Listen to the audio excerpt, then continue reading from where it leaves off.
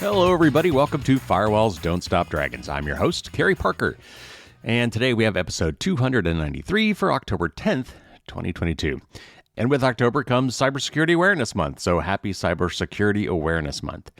I've got a link in the show notes if you want to check that out. Of course, every month here is Cybersecurity Awareness Month on this podcast, so I'm not going to get too much into that. But they always have some great resources, and they try to freshen it up every year with some new advice or at least new angles on thinking about cybersecurity. So if you want to check that out, go to the show notes, and you'll find a link there. So we've got a news show for you today, and I will also start answering some of your listener questions. You're starting to send your stuff in to Dear Carrie. And I've got a couple to answer today. And as I've said, those folks will be entered to win a free copy of my book. I'll talk more about that toward the end of the show when I answer those questions. But we've got plenty to cover today. We're going to talk about the Optus breach that affected about 40% of the people in Australia. So that was a big deal. We'll also talk about how Australia is trying to overhaul their privacy laws in the wake of that breach because of the way that that information was not given out in a timely manner to the affected people. Facebook has shut down some covert political influence operations from both Russia and China. But also, Facebook has given a security warning to about 1 million users about some scam apps that are stealing their login credentials.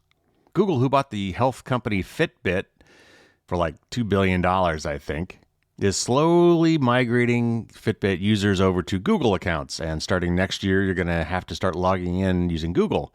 Not a surprise there. Microsoft has released some new tricks for trying to keep your passwords safe. I'm not super thrilled about them, but I think it's interesting to talk about, so I'll tell you what I mean about that. The Federal Trade Commission here in the U.S., the FTC, is pushing for some new rules to restrict smartphone location data collection and sharing, which is a good thing. Google has a new tool that will help you find and remove search results for your personal information. And finally, I'll read an article from Brian Krebs, and this is about Zelle scams. Zelle is a payment option supported by a lot of U.S. And some international banks. And I'm going to talk about why that is a problem, and then that will lead into the tip of the week, which is my advice, such as it is, about how to do informal or person-to-person payments. And then the listener questions. So plenty to get to. Let's get right to it.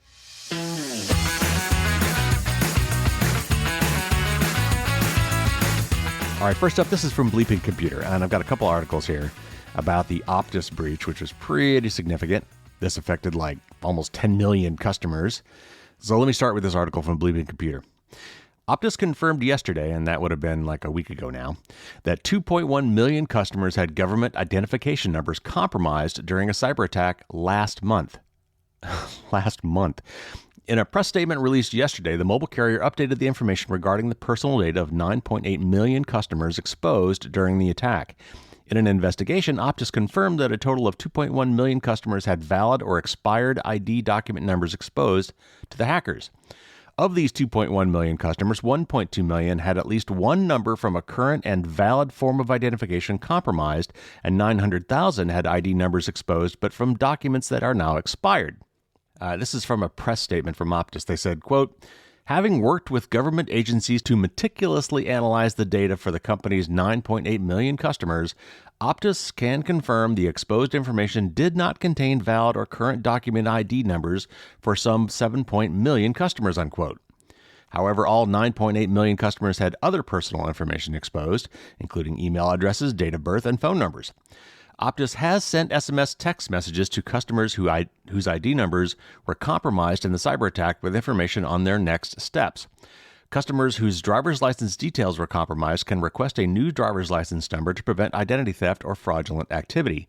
And by the way, that there's a link there in the article about, presumably, on how one could do that.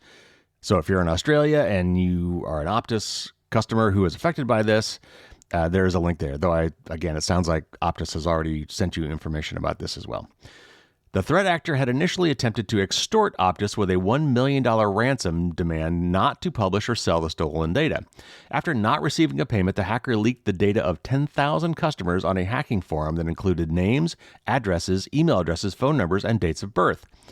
A few days later, feeling the pressure of law enforcement, the hacker apologized to Optus and its customers and claimed to have deleted all of the stolen data.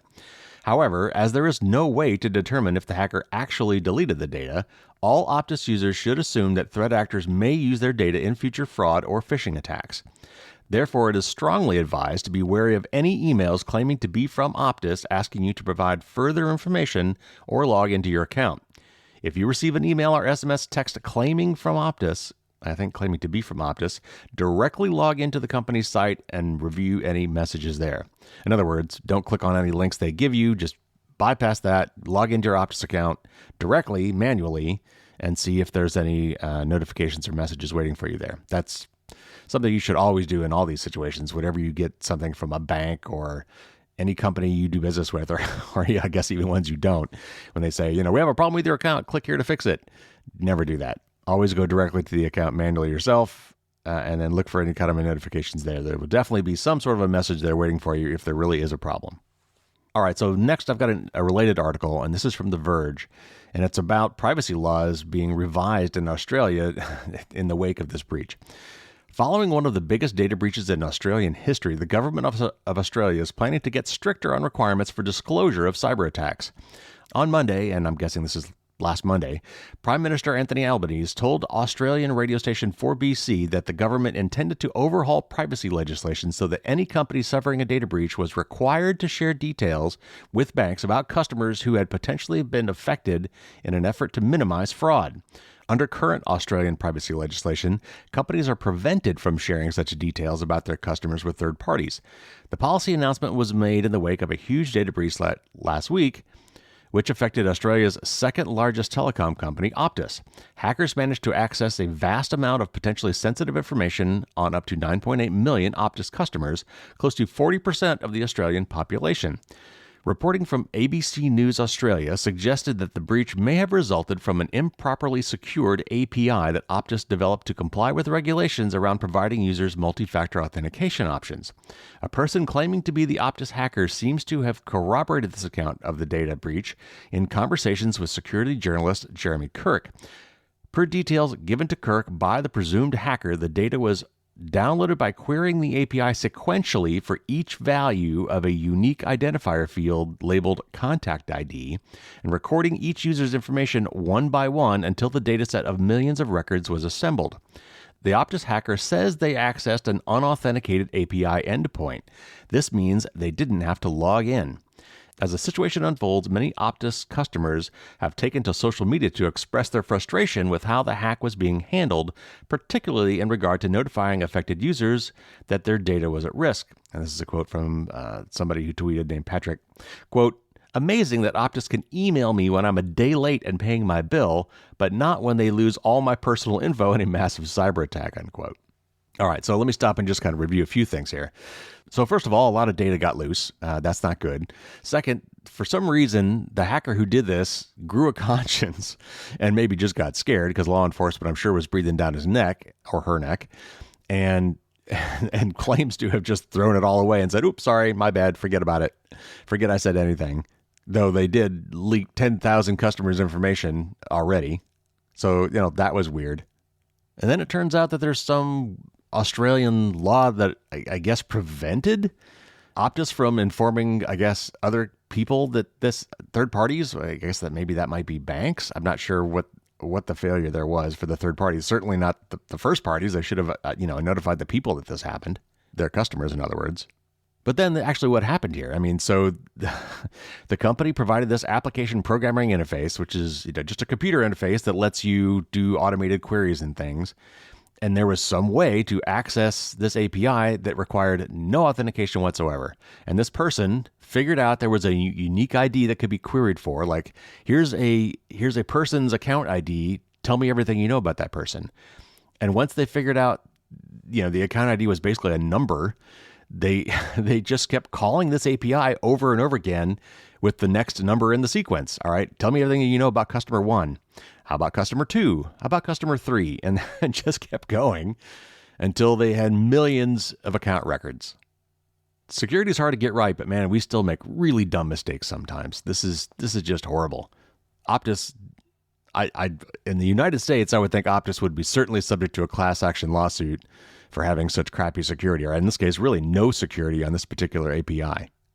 But if you are one of the people affected by this, I'm sure Optus is giving you some stock advice. So be very wary in the future of possible, spam and phishing attacks with people that seem to know a lot about you because they got this information from your Optus account and may be using that to try to trick you or other people into believing they are you and subjecting you to some form of fraud. All right, next up, this is from Hacker News. And this is about Facebook shutting down some political influence campaigns.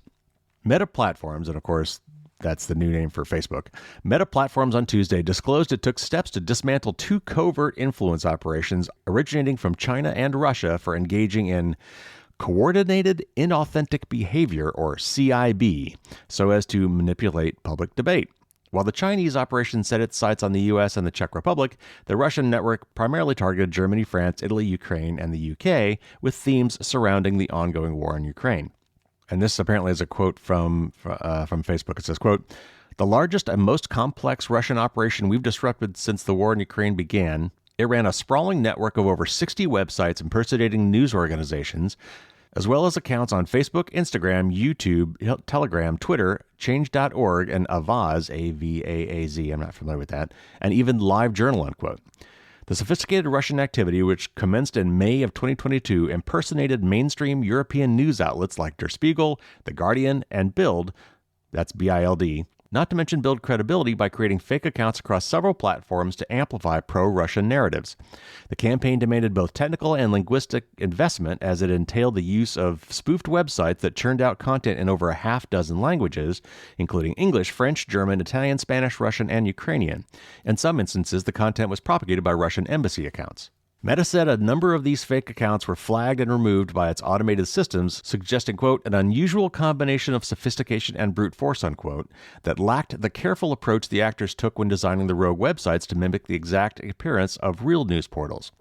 As many as 1,633 accounts, 703 pages, and that's a capital P, so I assume that means Facebook pages, one group on Facebook, and 29 accounts on Instagram were put to use to spread the propaganda, with the actors spending roughly $105,000 in ads to promote the articles via the 2 social media services. The Chinese influence operation targeting the U.S. and Chechnya, in contrast, was a less expensive network and a largely failed effort that played out in the form of 4 separate and short-lived waves through November 2021 and mid-September of 2022. It consisted of 81 Facebook accounts, 8 pages, 1 group, and 2 accounts on Instagram. So it's good that they're doing this, but it just goes to show that social media platforms like Facebook and Instagram and Twitter and TikTok and all these others are prime targets for propaganda campaigns. I'm glad they caught all these people doing this, but how many haven't they caught yet? And if Facebook and Twitter and all these other social media accounts, were like they used to be back in the old day. In the old days, these social media accounts, you subscribed to people and all you saw was what those people posted and maybe what they reposted. Now they are algorithmically driven to produce other things that you didn't ask for, which enables all of this propaganda to happen. So, I'm I'm glad Facebook is doing this, but we still have a fundamental problem here with social media. Okay, so there's also some bad news involving Facebook. This is from 9to5Mac. Meta has issued a Facebook security warning to around 1 million users that their login credentials may have been stolen by scam apps. While most of the apps were Android ones, 47 of them were iOS apps found in Apple's App Store. Many of the apps and websites offer third-party login options, with the most common ones being login with Facebook, login with Google, or login with Apple. The intention behind these login methods is to make it quicker and easier to start using an app by skipping the need to register an account. However, a bad actor can also use this approach to steal your credentials. Engadget reports that this is what a whole bunch of scam apps have done with the login with Facebook option. And this is apparently a quote from Engadget. It says, Meta is warning 1 million Facebook users that their account information may have been compromised by third-party apps from Apple or Google stores. In a new report, the company's security researchers say that in the last year, they've identified more than 400 scammy apps designed to hijack users' Facebook account credentials. According to the company, the apps are disguised as fun or useful services like photo editors, camera apps, VPN services, horoscope apps, and fitness tracking tools. The apps often require users to log in with Facebook before they can access the promised features. But these login features are merely a means of stealing Facebook users' account info. And Meta's Director of Threat Disruption, what a title, David Agranovich, noted that many of the apps Meta identified were barely functional. All right, that's the end of the Engadget quote. Back to the regular article. If you have used one of the known scam apps, Meta will push a message to you in the Facebook app. And apparently the message says, a security note from Meta. You may have logged into Facebook from a malicious app designed to steal your Facebook account information. To protect your information, we recommend you secure your account immediately, unquote. The site says that the iOS apps identified mostly appear to be targeting business users with names like Meta Business, FB Analytics, and so on. Meta has provided the full list of apps to both Apple and Google so they can be removed from their respective app stores. Apple, of course, argues that its app review process keeps users safe from scams, and this is why it shouldn't be obliged by antitrust concerns to allow third-party app stores or sideloading of iOS apps. This latest revelation could be said to provide ammunition to both sides of the debate. On one hand, dozens of scam apps made it through app review despite the fact that A, they were stealing credentials, and B, scarcely worked. On the other, there were far fewer of these apps in the App Store than in Google's Play Store. Okay, so I brought this up for a couple of reasons. First of all, don't use sign in with Facebook. Don't use sign in with Google. If you must, sign in with Apple is actually a pretty private way to go. In fact, when you do that, you can even give them a fake email address, or actually it's an email alias, so that when you do sign in, you don't even give the company you're signing in with or the app you're signing in with your real email. It's an alias which forwards to your regular account, but you can cut that alias off at any time without affecting the rest of your stuff sent to that account. So log in with Apple if you need to pick one of these is okay. But really, if you're using a password manager, that's just as easy to create a brand new account. Give them your email address and create a brand new password. Make a unique password for that account, which is the whole point of having a password manager. And just do that instead. Now, however, these are apps on the phone. I realize it is not quite as convenient to do on your phone as it is on a web page when you've got a plug-in for LastPass or 1Password or one of the password managers. Nevertheless, I still recommend that is what you do. If you can, just create a dedicated account. Now, the other point this article makes is about app stores. And that last sentence doesn't even really make sense if you think about it. So it's talking about how Apple says that, if we allow third-party app stores, then all sorts of bad apps are going to get through. That may or may not be true, but it was comparing, in this case, Apple to Google, which Google basically claims the same thing. I mean, they've got Google's App Store is supposed to stop and catch these apps as well. It looks like Google's Play Store did a worse job than Apple, or maybe these bad guys just happened to target Google more than they targeted Apple. Who's to say? But in this case, they both failed to catch these apps ahead of time. And in their defense, this sort of thing is really hard to catch. Thousands and thousands of apps are submitted to these guys monthly, probably more than that. And, they can have automated processes that try to look through those apps for something fishy. But sign in with Google and sign in with Facebook, those are very common things to have. And whenever you have that, you're going to have to trust that the app is not somehow stealing those credentials from you. So the whole thing about having third-party app stores is a thorny discussion. Personally, I think you should have the option. I think legally that should be your right to do so. I just would almost always counsel for security reasons that you never take that option, assuming someday that Apple is forced to give you that option. And the same, of course, is true with Android. You can use alternative app stores. I just recommend that you don't. All right, another Google story. This is from Hacker News. Wearable technology company Fitbit has announced a new clause that requires users to switch to a Google account, quote unquote, sometime in 2023. And this is a quote from a Fitbit announcement that said, quote, in 2023, we plan to launch Google accounts on Fitbit, which will enable use of Fitbit with a Google account, unquote. The switch will not go live for all users in 2023. Rather, support for Fitbit accounts is expected to continue until at least the beginning of 2025, after which a Google account will be mandatory for using the devices. The deeper integration also means that a Google account will be compulsory to sign up for Fitbit and activate new features, including those that incorporate Google products and services such as Google Assistant. Also necessitated as part of the transition is the consent from the part of the users to move their personal data from Fitbit to Google. The internet giant stressed that users' personal information will not be used to serve ads.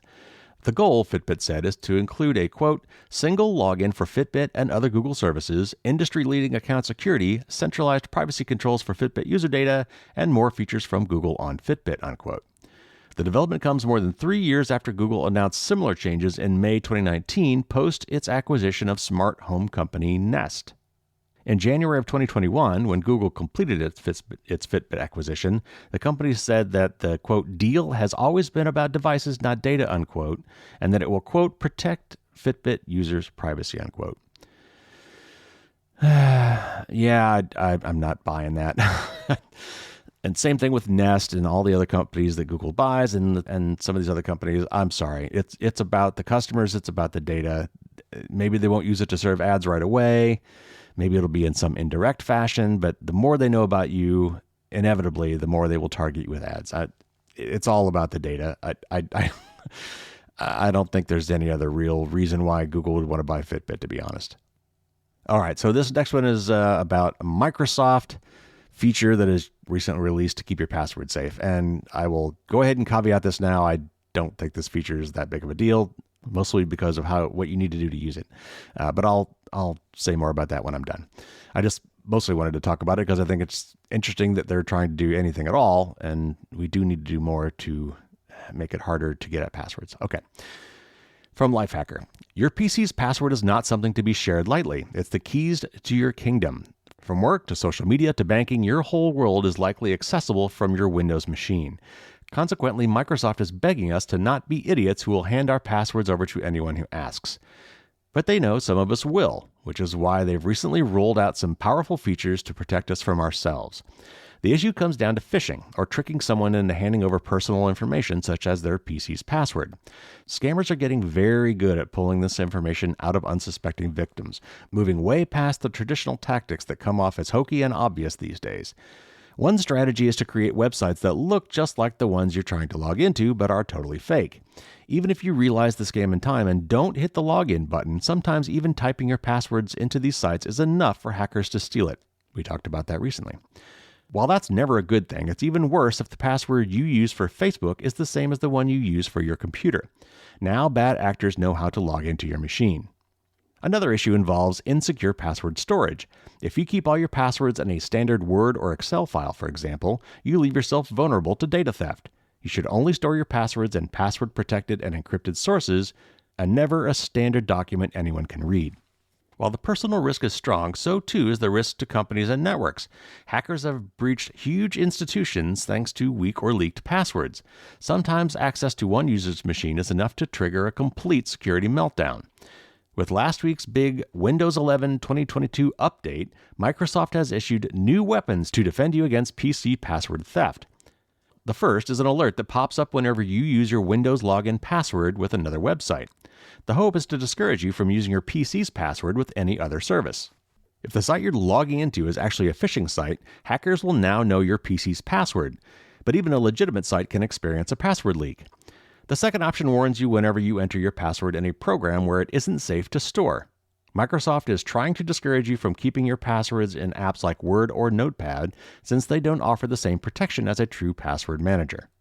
Okay, so the article actually goes on to explain how to find this setting in Windows, but I'm not even going to tell you that because personally I'm not sure how valuable this is. For one thing, I'm almost certain that the only way to get the benefit of the website protection is if you use Microsoft Edge as your browser, and I absolutely do not recommend that you use Microsoft Edge as your browser. I seriously doubt that this feature will work with any other browser. Second, I'm also guessing that when it's checking to see where you might store this password, like if you're cutting and pasting this into a Word document or in this case they said a Notepad document, both of those are owned by Microsoft. I'm guessing that they probably don't have this protection built into any other apps that you might use. Only Microsoft apps. So again, not sure how useful this really is. And I think it only is checking against your Windows PC password, the one you use to log into the PC, and no other passwords. So it's kind of limited. So the real upshot of this entire article, and the main reason I'm reading it, is you need to use a password manager. Don't store your passwords in a text file. Certainly don't store them in anything online like a Google Doc.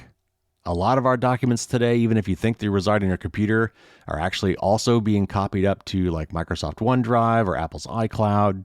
Just don't put passwords in a digital file. You can write them in a personal journal. You can handwrite them on paper. That's fine. Just, put it somewhere where it's not going to get found. But at least that paper journal is not accessible 24/7 via the internet. And of course, the other takeaway here is don't reuse passwords at all. Use a password manager, generate long, crazy, strong passwords that are unique for every site you go to. And then when you've got things like your PC password, things that you actually kind of have to remember and type by hand because you can't really use a password manager on the login screen of your computer. Not only is there not an option to autofill, there's also no way to cut and paste there. So those passwords need to be more like passwords you can remember. So, in cases like that, I usually recommend that people use the song lyric or the book quote or poem quote technique. Find some line from a song or a poem or a book that you can easily memorize, and hopefully one that people won't always associate with you. Go through that phrase, take the first letter of every word in that phrase, including capitalization and punctuation, and make that a password. That makes it easy to remember, and yet still fairly strong. Okay, next up, this is from Bloomberg, and it's about a new Federal Trade Commission push for better, stronger regulations on the use of smartphone location data, which is sorely needed.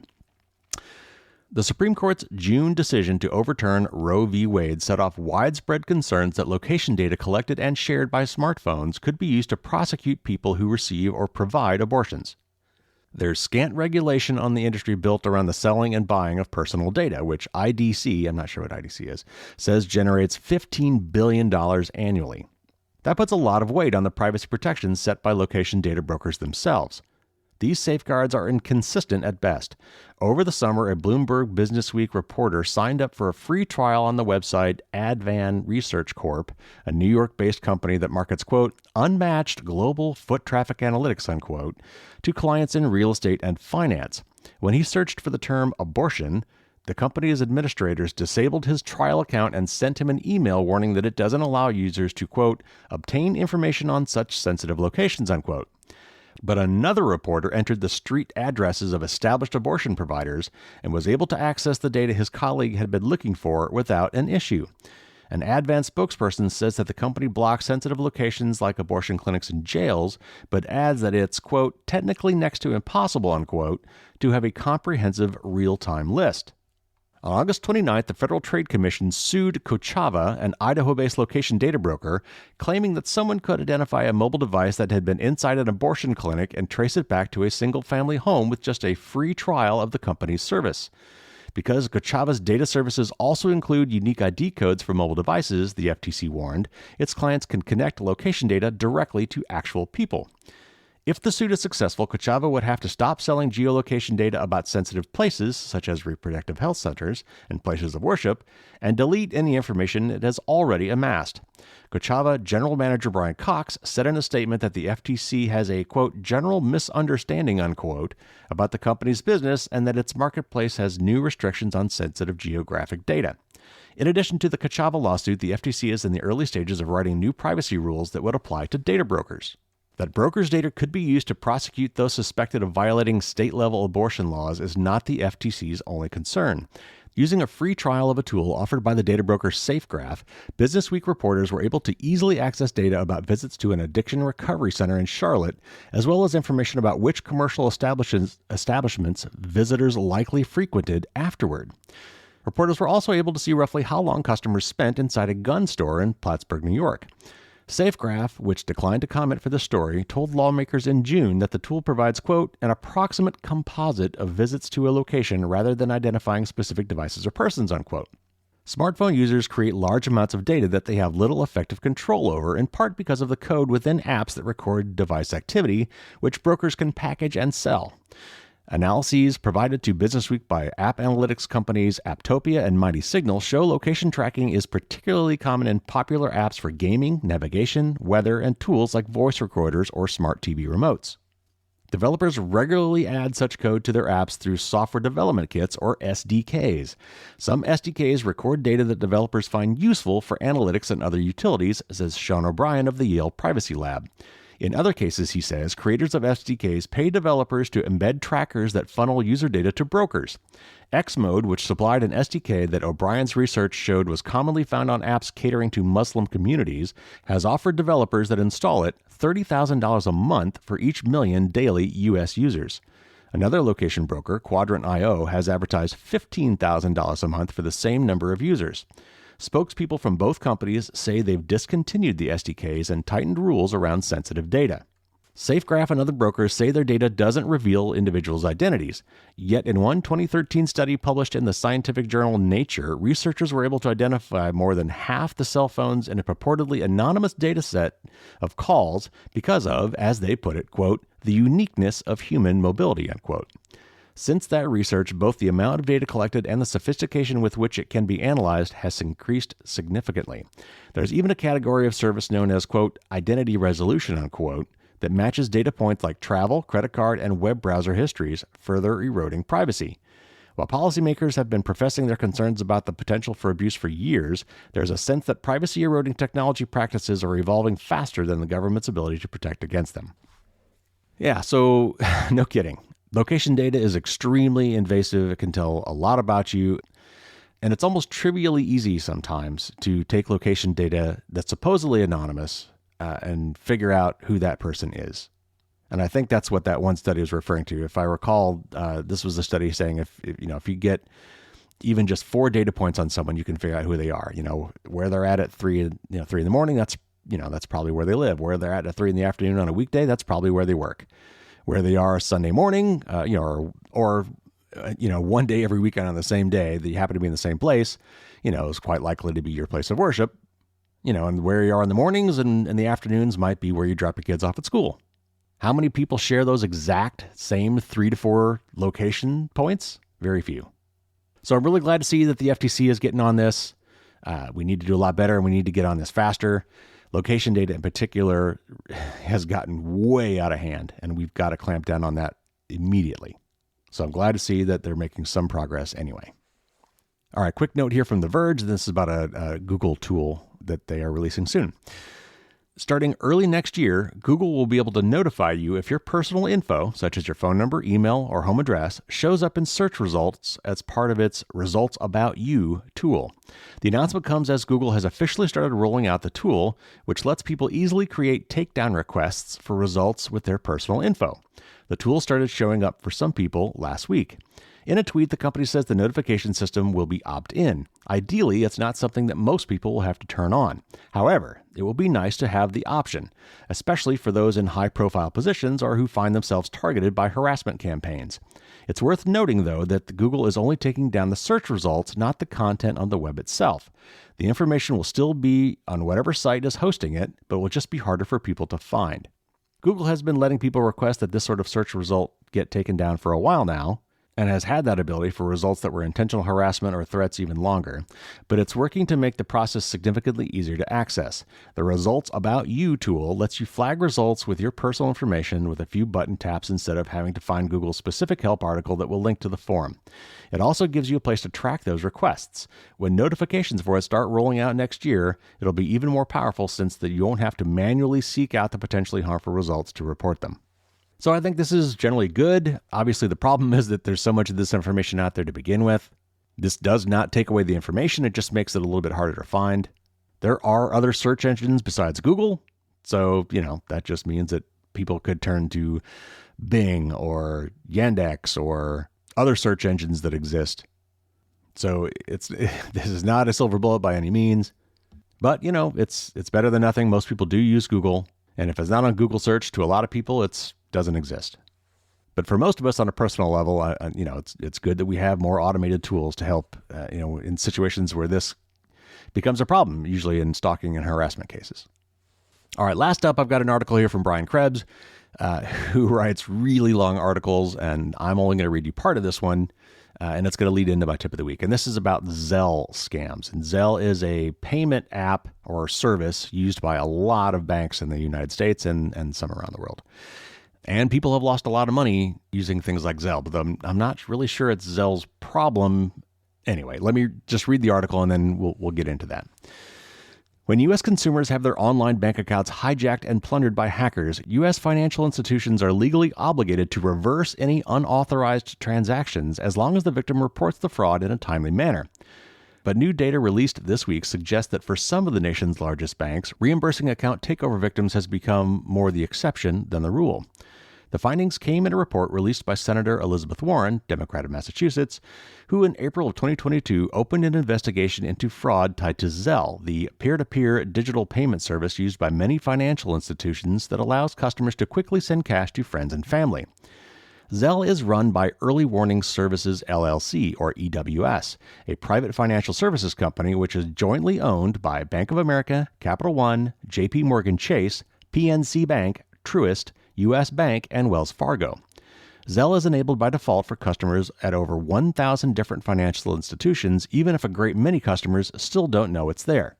Senator Warren said several of the EWS owner banks, including Capital One, JP Morgan, and Wells Fargo, failed to provide all the requested data, but Warren did get the requested information from PNC, Truist, and U.S. Bank. And this is a quote from her report. It says, quote, "Overall, the three banks that provided complete data sets reported 35,848 cases of scams involving over $25.9 million of payments in 2021 and the first half of 2022. In the vast majority of these cases, the banks did not repay the customers that reported being scammed. Overall, these three banks reported repaying customers in only 3,473 cases, representing nearly 10% of scam claims, and repaid only $2.9 million, unquote. Importantly, the report distinguishes between the cases that involve straight-up bank account takeovers and unauthorized transfers, broadly referred to as fraud, and those losses that stem from, quote, fraudulently induced payments, unquote, where the victim is tricked into authorizing the transfer of funds to scammers, and this is broadly referred to as scams. A common example of the latter is the Zelle fraud scam, which uses an ever-shifting set of come-ons to trick people into transferring money to fraudsters. The Zelle fraud scam often employs text messages and phone calls spoofed to look like they come from your bank, and the scam usually relates to fooling the customer into thinking they're sending money to themselves when they're really sending it to the crooks. Here's the rub. When a customer issues a payment order to their bank, the bank is obligated to honor that order so long as it passes a two-stage test. The first question asks, did the request actually come from an authorized owner or signer on the account? In the case of Zelle scams, the answer is yes. Trace Fushi, a strategic advisor in the anti-money laundering practice at the Ep293, said the second stage requires banks to give the customer's transfer order a kind of sniff test, using quote-unquote commercially reasonable fraud controls that generally are not designed to detect patterns involving social engineering. And social engineering is just a fancy word for somebody talking you into doing something that you didn't want to do. Fushi says the legal phrase commercially reasonable is the primary reason why no bank has much, if anything, in the way of controlling for scam detection.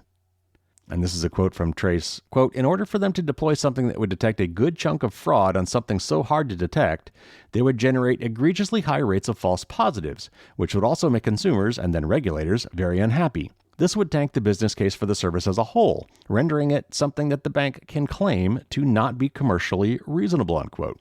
Senator Warren's report makes clear that banks generally do not pay consumers back if they are fraudulently induced into making Zelle payments.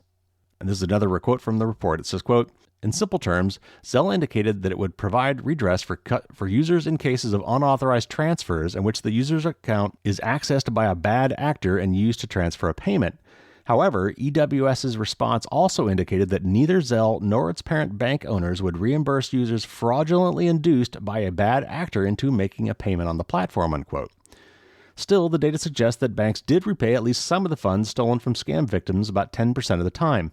Fushi said he's surprised that number is so high. And this is a quote from Fushi. It says, quote, "That banks are paying victims of authorized payment fraud scams anything at all is noteworthy.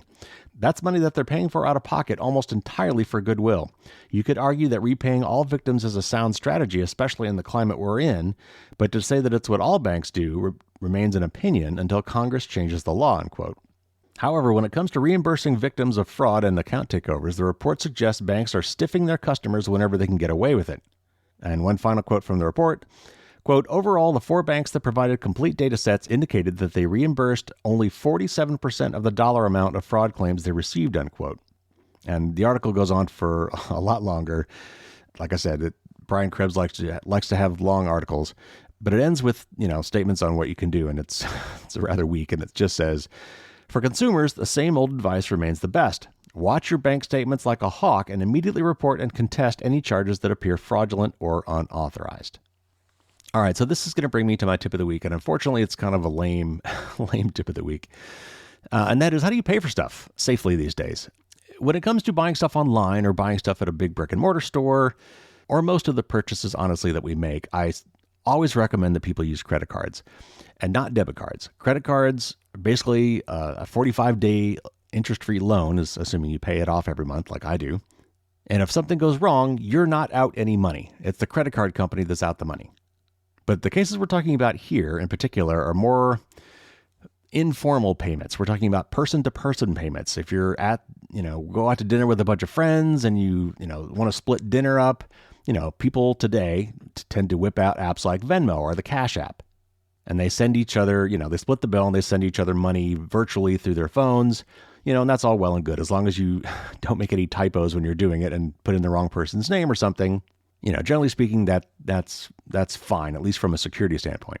Now, from a privacy standpoint, it's usually horrible. Venmo in particular was horrible about privacy, and I think they've changed this, but for a long, long time by default, and Venmo was a social media app. It wasn't just a payment app. It was meant to be a social media app. So you were sharing by default with anybody who cared to look information about every time you sent money with the app, to the point where people were prosecuted for drug buys because they were using Venmo and didn't realize, that they probably put in comments, for drugs or whatever, and it was public information.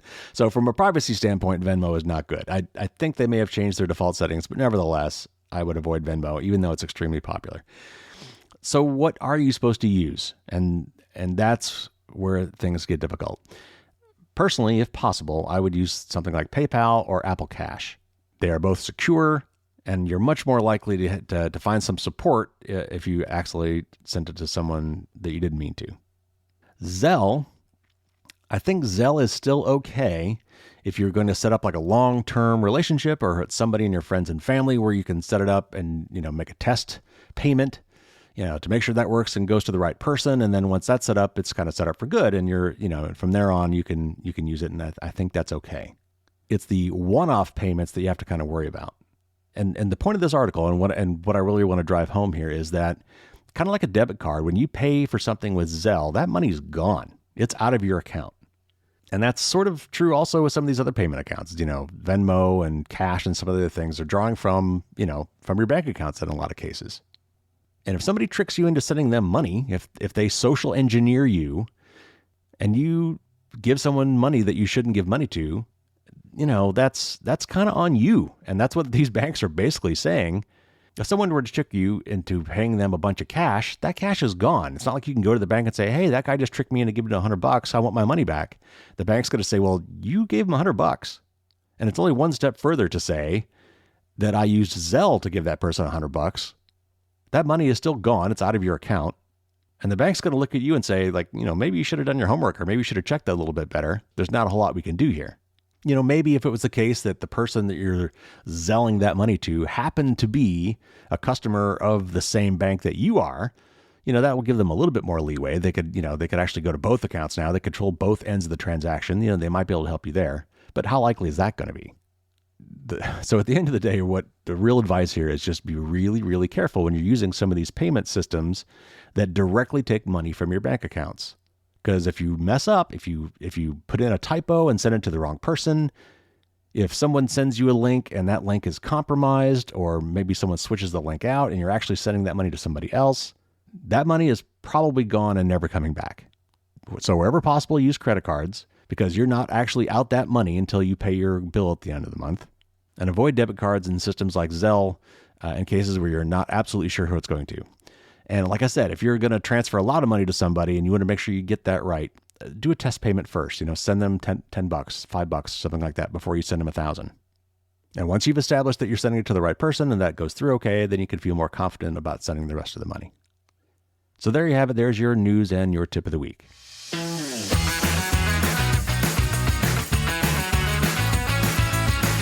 All right, well, I'm starting to get some of your listener questions, and I'm going to pick some of them to read here on the air. Some of them, honestly, I may just reply to in email. But for the ones where I think you, the listener, would get something out of my answer to those questions, I will read them here. And I've got a couple for you right now. First, this is from Ray, who lives in Toronto, and he says, I'm new enough to Macs that I haven't tried the Time Machine backup with my old Mac yet. But would leaving a USB connection plugged in not leave the Time Machine backups open to ransomware attacks as well due to the physical access? Would it be better to only connect the external drive as needed for a backup and then unplug it again? All right, so that's a great question. Time Machine is a wonderful feature for Apple users for backing up their computers, particularly desktop computers, because with laptops, it's kind of a pain because them being portable, it's kind of hard to, carry around an external hard drive that you plug in for backups all the time. But you can use it that way. As this person suggests, you actually can periodically plug in your Time Machine and only do backups when it's plugged in. While it's plugged in, your Apple machine should back up once an hour. And obviously, it's not making a complete snapshot of everything on your hard drive once an hour. It does one complete backup, and then from there on, it only does incremental backups. It only makes extra copies of things that have actually changed. But while it's plugged in, it will do this once an hour. I think it's like once an hour for a couple days, and then once a day for a week, and then once a week for a month or something like that. It has kind of a staggered backup schedule.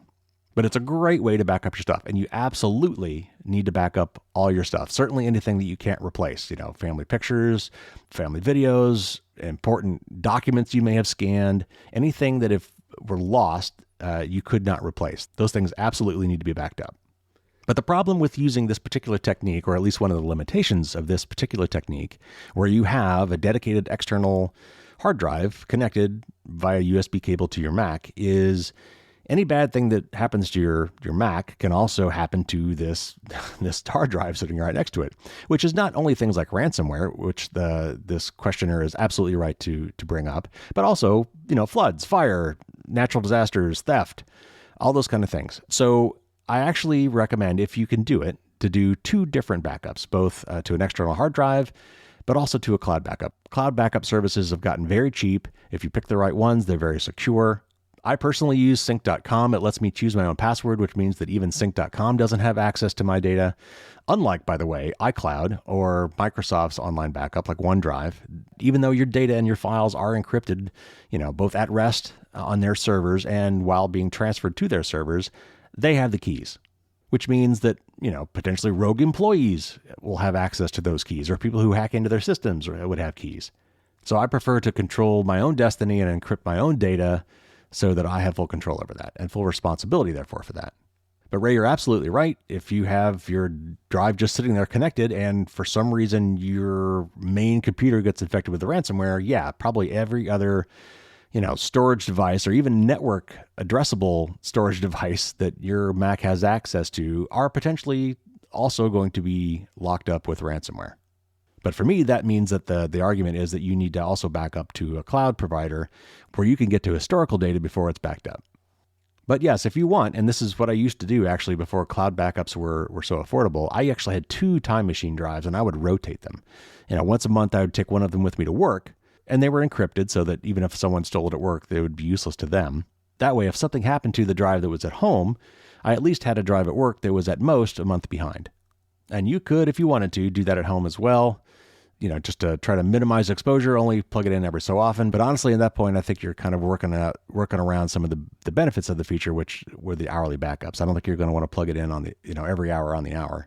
But, that's a choice that you need to make. My solution for that would be to do that, leave it plugged in all the time, get that great hourly backup, but also supplement that with a cloud backup as well. All right, one more question. This is from H187, who remained basically to be anonymous and from Connecticut. And it's a little terse. I will try to interpret what I think they mean by this. And they're doing some digital banking. They're trying to link to an external account. And he's getting a prompt saying, sign into your account, provide your ID and password. And they're asking, who is this data access provider that are saying they could securely make this connection with my bank? Is it safe or is this wise? Who is this anonymous data access provider? It's hard to say if they're not going to tell you exactly. My guess, the most popular one in use today is a company called Plaid, Plaid. And kind of their whole raison d'etre, their whole reason for being, is to make these connections between like mint.com or other sites that do aggregated financial information, who want to kind of give you a picture of where all your money's going and how you're spending it and, give you investment advice and whatever. Often they want direct access to your financial accounts so they can see, where your money's going. But that usually means that you're giving them login IDs and passwords for all of your bank accounts, which should, cause everybody to pucker up a little bit or you're not thinking about it. And the service that often does this matchmaking, that does these connections and does your verification for you, is this company called Plaid.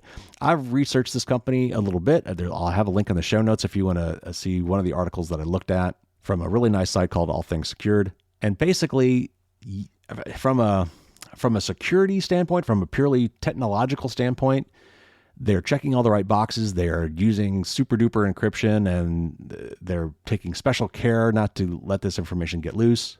Ideally, the way this should work behind the scenes is they're kind of giving these companies an access token, which allows them to get to your accounts, but probably not store your actual password anywhere.